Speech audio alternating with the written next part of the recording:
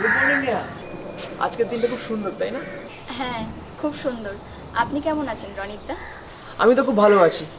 তোমার গাছের ফুলগুলো দেখছি বেশ ভালো ফুটেছে। ধন্যবাদ। আপনি তো জানেনই আমার গাছপালার যত্ন নিতে কত ভালো লাগে।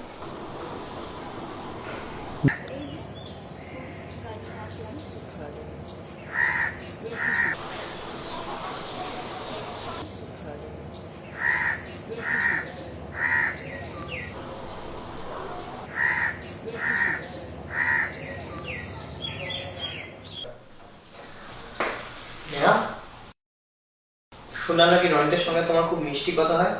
আরে না, সাধারণ কথা হয়। আর উনি তো খুব ভালো মানুষ। অবশ্যই, তবে সাবধানে থেকো। লোকের মুখের কথায় তো আর বাধা দেওয়া যায় না।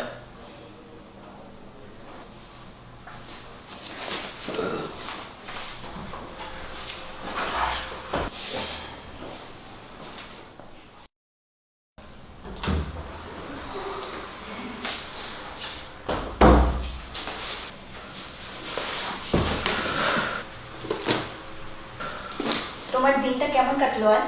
আমি না আজ তোমার প্রিয় মাছের ঝোল রান্না করেছি। ঠিকঠাকই কেটেছে। রনিত কেমন আছে? ভালোই আছে, কিন্তু তুমি আমাকে কেন জিজ্ঞাসা করছো?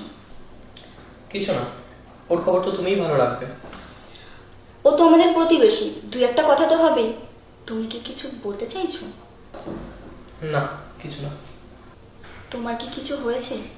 আজকাল তোমার সেই পুরনো হাসিটা দেখছি না। নেহা, তোমার সাথে রনিতের সম্পর্কটা ঠিক কি? তুমি এটা কেন বলছো রাহুল? রনিত শুধুমাত্র একজন ভালো প্রতিবেশী, আর কিছুই না। আমি জানি, কিন্তু লোকে যা বলছে আমি বুঝতে পারছি না। তুমি কি আমাকে বিশ্বাস করো না? রাহুলদা, কিছু মনে করো না, তোমাদের বাড়িতে চলে এসেছি না বলি। একটা কথা বলার ছিল তোমাকে। হ্যাঁ বলো। আসলে নেহা না খুব মিষ্টি মেয়ে, একদম আমার ছোট বোনের মতো। আসলে আমার বোন আজ পৃথিবীতে নেই। তুমি যদি কিছু মনে না করো, আমি ওকে আমার বোন বানাতে পারি। রনি, তুমি আমাকে ক্ষমা করে দিও। আমি তোমার সম্পর্কে অনেক ভুল ভেবেছিলাম। তুমি অবশ্যই নেহাকে নিজের বোন ভাবতে পারো। আসো বসো, তোমার বোনের সাথে চা খেয়ে যাও।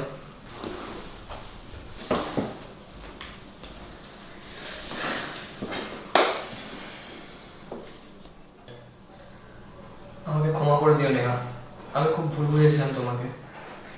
ঠিক আছে, কোনো ব্যাপার না।